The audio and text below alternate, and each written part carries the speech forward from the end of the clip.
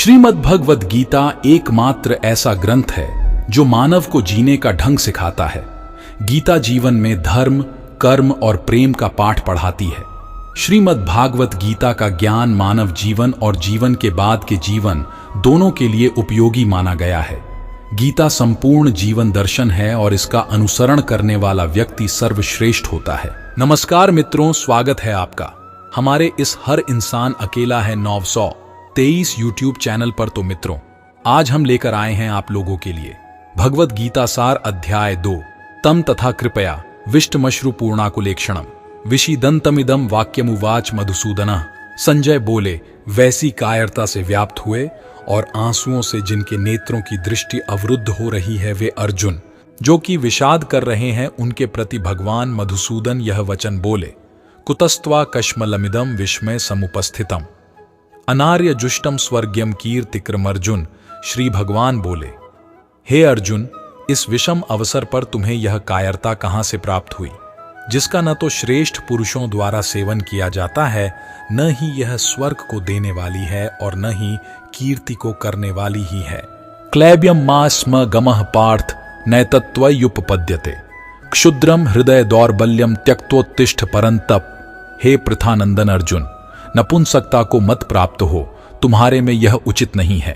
हे परंतप, हृदय की इस तुच्छ दुर्बलता को त्याग कर युद्ध के लिए खड़े हो जाओ। कठम भीष्ममहम संख्ये द्रोणम च मधुसूदन इशुभ्यः प्रत्योत्स्यामि पूजार्हावरिसूदन। अर्जुन बोले, हे मधुसूदन, मैं रणभूमि में किस प्रकार भीष्म पितामह और द्रोणाचार्य के साथ बाणों से युद्ध लड़ूं, क्योंकि हे अरिसूदन, ये दोनों ही पूजा के योग्य हैं। गुरु न हत्वा ही महानुभावान श्रेयो भोक्तुम भयक्षम्पीह लोके हत्वार्थ कामांस्तु गुरु निहैव भुंजीय भोगान रुधिर प्रदिग्धान। महानुभाव गुरुजनों को न मारकर इस लोक में मैं भिक्षा का अन्न खाना भी श्रेष्ठ समझता हूं, क्योंकि गुरुजनों को मारकर यहां मैं रक्त से सने हुए तथा धन की कामना की मुख्यता वाले भोगों को ही तो भोगूंगा। न चैतद विद्मः कतरन्नो गरियो यध्वा जयेम यदि वा नो जयेयुः यानेव हत्वा न जिजीविषाम स्तेव स्थिताः प्रमुखे धार्त राष्ट्रा। हम यह भी नहीं जानते कि हमारे लिए युद्ध करना या न करना, इन दोनों में से कौन सा अत्यंत श्रेष्ठ है, अथवा हम उन्हें जीतेंगे या हमको वे जीतेंगे। और जिनको मारकर हम जीना भी नहीं चाहते, वे ही धृतराष्ट्र के संबंधी हमारे सामने युद्ध में खड़े हैं। कार्पण्य दोषोपहत स्वभाव पृच्छामि त्वां धर्म सम्मूढ़ चेता यच्छ्रेयः स्यान्निश्चितम ब्रूहि तन्मे शिष्यस्ते हम शादिमां त्वां प्रपन्नम। इसलिए कायरता रूप दोष से तिरस्कृत, स्वभाव वाला तथा धर्म के विषय में मोहित अंतःकरण वाला, मैं आपसे पूछता हूं कि जो निश्चित कल्याणकारक बात हो वह मेरे लिए कहिए। मैं आपका शिष्य हूं, आपके शरण हुए मुझको शिक्षा दीजिए। न ही प्रपश्यामि ममापनुद्याद यच्छोकमुच्छोषणमिन्द्रियाणाम अवाप्य भूमा वसपत्र मृद्धम राज्यम सुराणाम पिचाधिपत्यम। कारण कि पृथ्वी पर शत्रु रहित धन धान्य संपन्न राज्य को और देवताओं के स्वामीपन को प्राप्त होकर भी मैं उस उपाय को नहीं देखता हूं जो मेरी इंद्रियों के सुखाने वाले शोक को दूर कर सके। एव मुक्त्वा ऋषिकेशम गुणाकेशः परंतप न योत्स्य इति गोविंद मुक्त्वा तूष्णी बभूव। हा, संजय बोले, हे राजन, निद्रा को जीतने वाले अर्जुन अंतर्यामी श्री कृष्ण से युद्ध नहीं करूंगा। इस प्रकार स्पष्ट वचन कहकर चुप हो गए। तमुवाच ऋषिकेशः प्रहसन्निव भारत सेनयोरुभयोर्मध्ये विषीदंतमिदं वचः।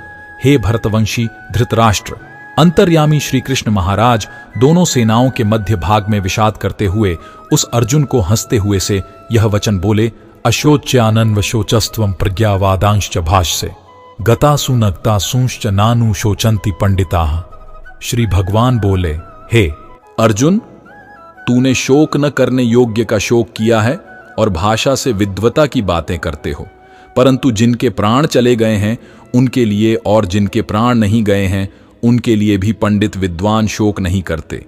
न त्वेवाहम जातु नासम न त्वम नेमे जनाधिपाः न चैव न भविष्यामः सर्वे वयम तः परम न तो ऐसा ही है कि किसी काल तू नहीं था या मैं नहीं था, अथवा ये राजा लोग नहीं थे, यह बात भी नहीं है, और इसके बाद भी हम सभी नहीं होंगे।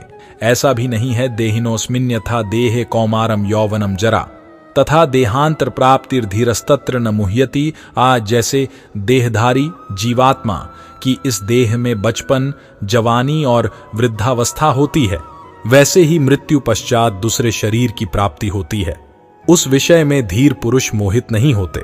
मात्रा स्पर्शास्तु कौन्तेय शीतोष्ण सुखदुखदा आगमापाइनो नित्यास्तान स्थितिक्षस्व भारत हे कुंती पुत्र। इंद्रियों के विषय तो शीत अनुकूलता तथा उष्ण प्रतिकूलता के द्वारा सुख और दुख देने वाले हैं तथा आने जाने वाले हैं, वह अनित्य है। इसलिए हे भारत, उनको तू सहन कर।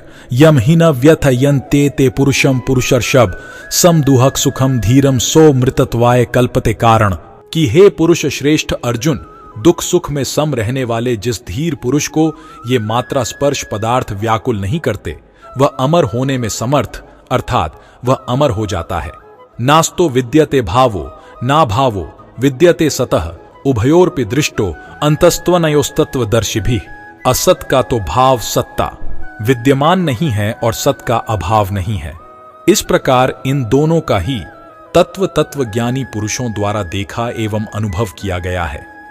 अविनाशी तू तत्विद्धि येन सर्वमिदं ततम विनाशमव्ययस्यास्य न कश्चित कर्तुमर्हति। अविनाशी तो तू उसको जान जिससे यह संपूर्ण संसार व्याप्त है। इस अविनाशी का विनाश करने में कोई भी समर्थ नहीं है।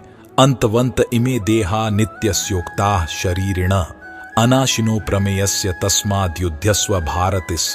अविनाशी अप्रमेय जानने में न आने वाले, नित्य रहने वाले शरीरी जीवात्मा के ये सब शरीर अंत वाले कहे गए हैं।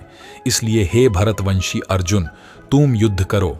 य एनम वेत्ति हंतारम यश्चैनम मन्यते हतम उभौ तौ न विजानीतो नायम हंति न हन्यते। जो इस अविनाशी शरीरी आत्मा को मारने वाला समझता है या जो मनुष्य इसको मरा मानता है, वे दोनों ही इसको नहीं जानते, क्योंकि यह शरीरी वास्तव में न तो किसी को मारता है और न ही किसी के द्वारा मारा जाता है। न जायते म्रियते व कदाचिन्नायम भूत्वा भविता व न भूय अज्जो नित्यः शाश्वतोयम पुराणो न हन्यते हन्यमाने शरीरे। यह शरीरी आत्मा न तो जन्मता है और न कभी मरता ही है, तथा यह उत्पन्न होकर फिर होने वाला नहीं है, क्योंकि यह जन्म रहित नित्य रहने वाला शाश्वत और पुरातन है। शरीर के मारे जाने पर भी यह शरीरी नहीं मारा जाता। वेदा विनाशिनम नित्यम य एनमजमव्ययम कथम स पुरुषः पार्थकम घातयति हंतिकम। हे प्रथानंदन अर्जुन, जो मनुष्य इस शरीरी आत्मा को अविनाशी, नित्य, अजन्मा और अव्यय जानता है, वह पुरुष कैसे किसको मारे या कैसे किसको मरवाए। वासांसि जीर्णानि यथा विहाय नवाणि गृह्णाति नरो पराणि तथा शरीराणि विहाय जीर्णान्यन्यानि संयाति नवाणि देहि। जैसे मनुष्य पुराने वस्त्रों को छोड़कर दूसरे नए वस्त्रों को ग्रहण करता है, ऐसे ही यह देही जीवात्मा पुराने शरीरों को त्याग कर दूसरे नए शरीरों को प्राप्त होता है। नयनम छिंदन्ति शस्त्राणि नयनम दहति पावकः न चैनम क्लेदयन्त्यापो न शोषयति मारुतः शस्त्र। इस आत्मा को नहीं काट सकते, अग्नि इसे नहीं जला सकती, जल इसको गीला नहीं कर सकता और वायु इसे नहीं सुखा सकता। अच्छेद्यो यम दाह्यो यम अक्लेद्यो शोष्य एव च नित्यः सर्वगतः स्थाणुरचलो यम सनातनः। यह शरीरी आत्मा अच्छेद्य है, यह आत्मा अदाह्य, अक्लेद्य, गीली न की जा सकने वाली और निसंदेह अशोष्य है, क्योंकि यह शरीरी नित्य रहने वाला, सब में परिपूर्ण स्थिर रहने वाला और सनातन है। अव्यक्तो यम चिंत्यो यम विकार्यो यमुच्यते तस्मादेवं विदित्वैनम नानुशोचितुमर्हसि। यह देही प्रत्यक्ष नहीं दिखता, यह चिंतन का विषय नहीं है और यह निर्विकार है। अतः इस शरीरी आत्मा को ऐसा समझकर तुम्हें शोक नहीं करना चाहिए। अथ चैनम नित्य जातम नित्यम वा मन्यसे मृतम तथापि त्वम महाबाहो नैवं शोचितुमर्हसि। अगर तू इस देही आत्मा को सदा जन्मने वाला तथा सदा मरने वाला मानता हो, तब भी हे महाबाहो, तुम्हें इस प्रकार शोक नहीं करना चाहिए। जातस्त ही ध्रुवो मृत्युर्ध्रुवम जन्म मृतस्य च तस्माद् परिहार्ये अर्थेन त्वं शोचितुमर्हसि। कारण की जन्मे हुए की मृत्यु निश्चित है और मरे हुए का जन्म निश्चित है। इस जन्म मरण का निवारण नहीं हो सकता, अतः जिसका निवारण नहीं हो सकता उसके लिए तुम्हें शोक नहीं करना चाहिए। अव्यक्तादीनि भूतानि व्यक्तमध्यानि भारत अव्यक्त निधनान्येव तत्र का। परिदेवना, हे अर्जुन, संपूर्ण प्राणी जन्म से पहले अप्रकट थे और मरने के बाद भी अप्रकट हो जाएंगे। ये केवल बीच में ही प्रकट दिखते हैं। अतः ऐसी स्थिति में क्या शोक करना है। आश्चर्यवत् पश्यति कश्चिदेन माश्चर्यवद्वदति तथैव चान्यः आश्चर्यवच्चैनमन्यः शृणोति श्रुत्वाप्येनं वेद न चैव कश्चित्। दासन, कोई इस शरीरी आत्मा को आश्चर्य की भांति देखता है और वैसे ही दूसरा कोई इसके तत्व का आश्चर्य की भांति वर्णन करता है, तथा दूसरा कोई ही इसे आश्चर्य की भांति सुनता है, और कोई तो सुनकर भी इसको नहीं जानता। देहि नित्यम वध्योयम देहे सर्वस्य भारत तस्मात् सर्वाणि भूतानि न त्वं शोचितुमर्हसि। हे भरतवंशोद्भव अर्जुन, सबके शरीर में यह शरीर नित्य ही अवध्य है। इस कारण संपूर्ण प्राणियों अर्थात किसी भी प्राणी के लिए तुम्हें शोक नहीं करना चाहिए। स्वधर्मंपि चावेक्ष्यना विकंपितुमर्हसि धर्मयाद्धि युद्धाश्रेयोन्यत क्षत्रियस्य न विद्यते। और अपने क्षात्र धर्म को देखकर भी तुम्हें कर्तव्य कर्म से विचलित नहीं होना चाहिए, क्योंकि क्षत्रिय के लिए धर्ममय युद्ध से बढ़कर दूसरा कोई कल्याणकारक कर्तव्य नहीं है। यदृच्छया चोपपन्नाम स्वर्ग द्वारम पावृतम सुखिनः क्षत्रियाः पार्थ लभन्ते युद्धमीदृशम। हे पृथानंदन अर्जुन, अपने आप प्राप्त हुआ धर्ममय युद्ध खुले हुए स्वर्ग के द्वार के समान ही है। इस प्रकार के युद्ध को भाग्यवान क्षत्रिय लोग ही पाते हैं। अथ चेत्त्वमिमं धर्म्यं संग्रामं न करिष्यसि ततः स्वधर्मं कीर्तिं च हित्वा पापं वाप्स्यसि। अब यदि तू इस धर्ममय युद्ध को नहीं करेगा तो अपने धर्म और कीर्ति को त्याग कर पाप को प्राप्त होगा।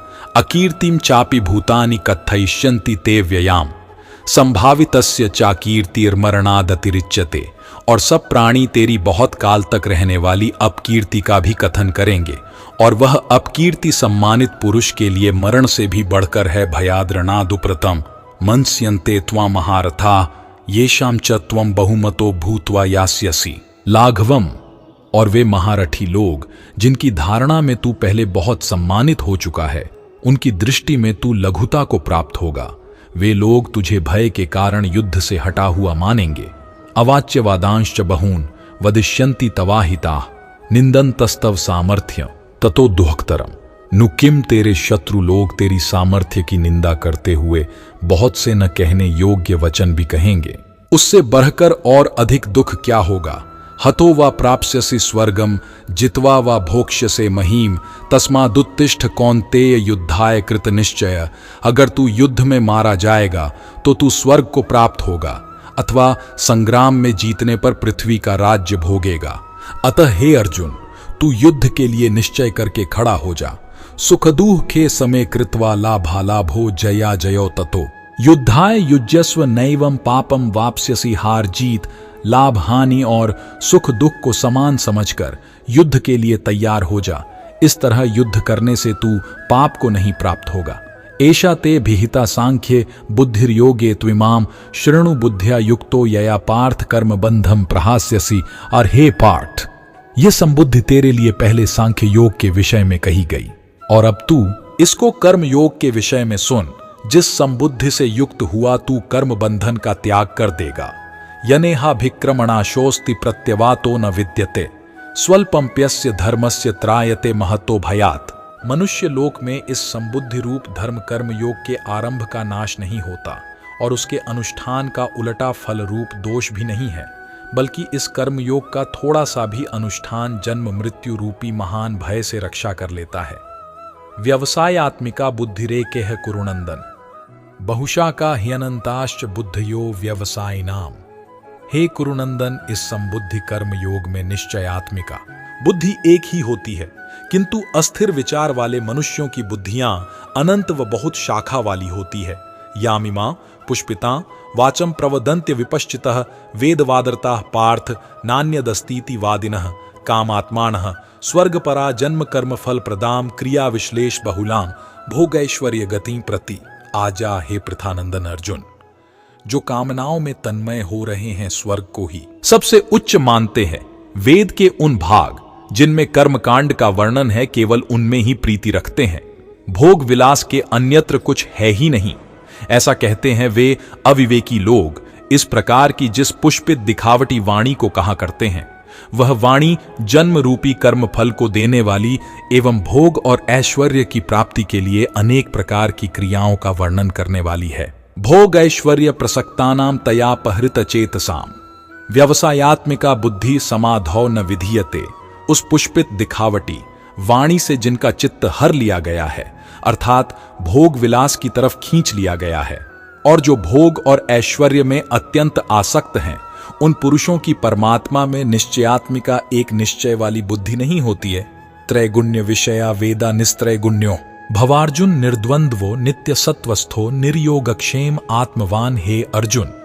वेद 3 प्रकार के गुणों सतो रजो तमोगुण के कार्यों का ही वर्णन करने वाले हैं।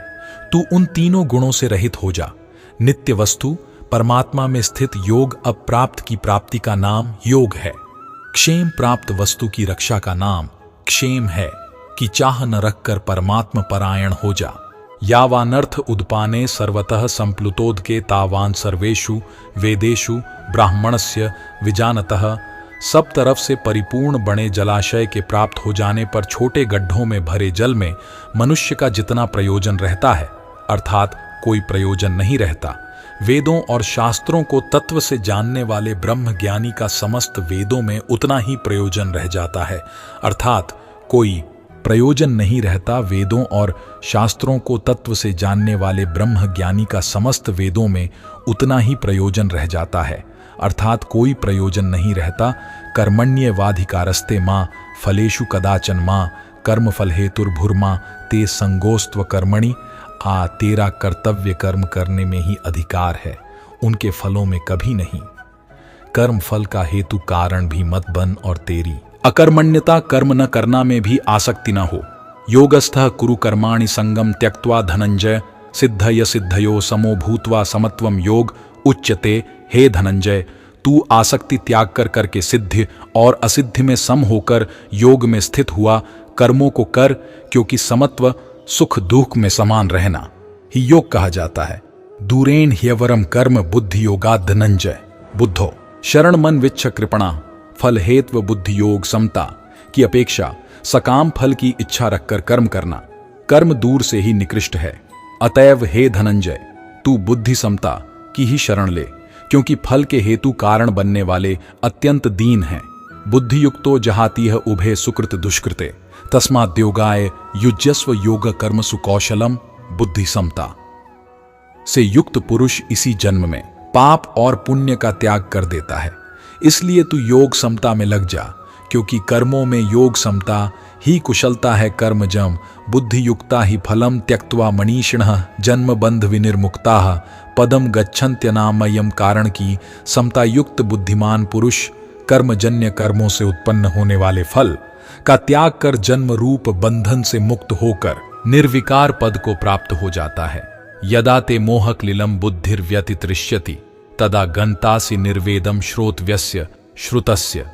जिस समय में तेरी यह बुद्धि मोहरूपी दलदल को भली भांति पार कर जाएगी, उसी समय तू सुने हुए तथा सुनने में आने वाले सभी भोगों से मुक्त होकर वैराग्य को प्राप्त हो जाएगा। श्रुति विप्रतिपन्ना ते यदा स्थास्यति निश्चला समाधावचला बुद्धिस्तदा योगमवाप्स्यसि। जिस कल में शास्त्रीय मतभेदों को सुनने से विचलित हुई तेरी बुद्धि निश्चल हो जाएगी और परम तत्व में स्थित हो जाएगी, उस समय में तू योग को प्राप्त हो जाएगा। तो मित्रों, वीडियो अगर अच्छी लगी हो तो मित्रों चैनल को सब्सक्राइब जरूर करें और शेयर लाइक करें और कमेंट बॉक्स में सच्ची श्रद्धा से जरूर लिखें। जय श्री कृष्णा, राधे राधे। वीडियो को अंत तक देखने के लिए धन्यवाद।